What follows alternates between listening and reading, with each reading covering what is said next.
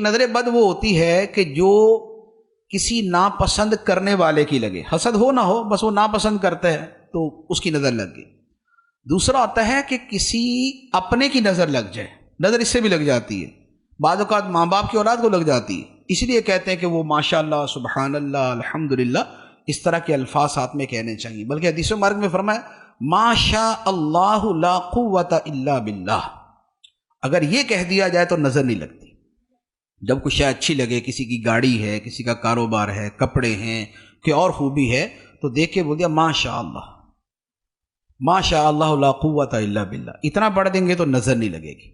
تو چاہنے والے کی بھی نظر لگ جاتی ہے۔ اچھا، بعض اوقات اپنی بھی لگ جاتی ہے، یہ بھی آپ کو عرض کروں، نظر بعض اوقات اپنی بھی لگ جاتی ہے، یہ بھی ایک حقیقت ہے۔ محدثین نے اس کے اوپر باقاعدہ بڑی تفصیل سے کلام کیا ہے، تو اس لیے تھوڑا سا ذرا سیلفیوں سے بھی پرہیزی کرنی چاہیے کہ ہم جتنی سیلفیاں لیتے ہیں نظر بھی اتنی لگتی ہے، اور سیلفی لیتے اسی لیے ہیں کہ کتنا اچھا لگ رہا ہوں، یہاں کھڑا ہوا کیسا لگ رہا ہوں، وہاں کھڑا ہوا کیسا لگ رہا ہوں۔ تیسری نظر ہوتی ہے حاسد کی نظر۔ حاسد کی جو نظر ہوتی ہے یہ پہلی دونوں نظروں سے زیادہ خطرناک ہوتی ہے۔ علماء نے اس پر فرمایا ہے کہ نظر اصل میں لگتی کیسے ہے؟ انسانی آنکھ سے جو شعاعیں نکلتی ہیں، ان شعاؤں کے اندر زہریلا پن بھی ہوتا ہے۔ آنکھوں سے نکلنے والی شعاؤں کے اثرات کا تو سب سمجھتے ہی ہیں نا، محبت سے دیکھیں تو اس کا بھی پتہ چل جاتا ہے، نفرت سے دیکھیں تو اس کا بھی پتہ چل جاتا ہے، اور اس میں ضروری نہیں ہوتا کہ بقیہ پورا چہرہ دیکھیں تو پتہ چلے، نگاہوں کی جو شعاع ہے وہی بتا دیتی ہے کس نظر سے دیکھ رہا ہے۔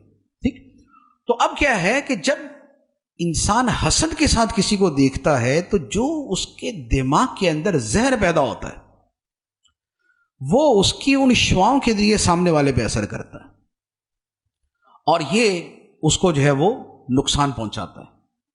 تو اس لیے حسد والے کی جو نظر ہے یہ بھی بڑی شدید ہوتی ہے، اس لیے فرمایا گیا کہ اپنی نعمتیں چھپا کر حاسدوں سے بچو۔ بلا وجہ ہر ایک کے سامنے جا کے اپنے کاروبار کی باتیں یا اپنے پیسوں کی باتیں یا اپنی اونچی اونچی باتیں یہ نہیں کرنی چاہیے، خاص طور پہ جو محروم آدمی ہے۔ ایک ہے کہ ایک کاروباری دوسری کاروباری کے سامنے بات کر رہا ہے، وہاں بھی تھوڑی احتیاط چاہیے۔ ایک یہ ہے کہ اس کے سامنے بات کر رہا ہے کہ جو بالکل محروم ہے، کہ جو نگاہ حسرت اور نگاہ حسد ڈال دے گا، اس سے بچنا چاہیے۔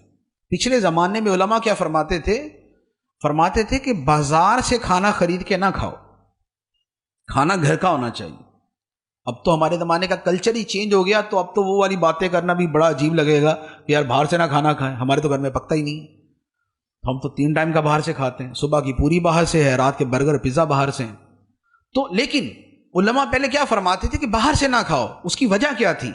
اس کی وجہ یہ تھی کہ باہر جب چیزیں بن رہی ہوتی ہیں، پک رہی ہوتی ہیں، تو وہاں گزرنے والے وہ بھی ہوتے ہیں کہ جو خرید سکتے ہیں یا خریدتے ہیں، اور وہ بھی ہوتے ہیں جو صرف حسرت سے دیکھ کے گزر جاتے ہیں۔ تو جس کھانے کے اوپر نگاہ حسرت پڑی ہوئی ہے اس پہ اثرات بھی ویسے ہوں گے۔ تو یہ پرانے زمانے کے جو علماء تھے، ایون کہ یہ امام اعظم ابو حنیفہ رحمۃ اللہ علیہ نے فرمایا ہو کہ بازار کا کھانا نہ کھانا، امام ابو یوسف سے فرمایا تھا بازار کا کھانا نہ کھانا۔ تو یہ چیزیں جو ہیں ان کے اثرات ہوتے، تو اپنی نعمتیں چھپا کے حاسد سے اور حسرت والے سے بچنا چاہیے، اور بالفرض اگر محسوس ہو کہ نظر لگ گئی یا محسوس نہ بھی ہو تو جو سنت ہے کہ سورہ فلق اور سورہ ناس پڑھ کے روزانہ رات کو اپنے اوپر یا اپنے ہاتھوں پہ دم کر کے اپنے بدن پہ، چہرے پہ، جہاں جہاں ہاتھ پہنچے وہاں پر پھیر لیں، تو انشاءاللہ یہ نظر سے حفاظت رہے گی۔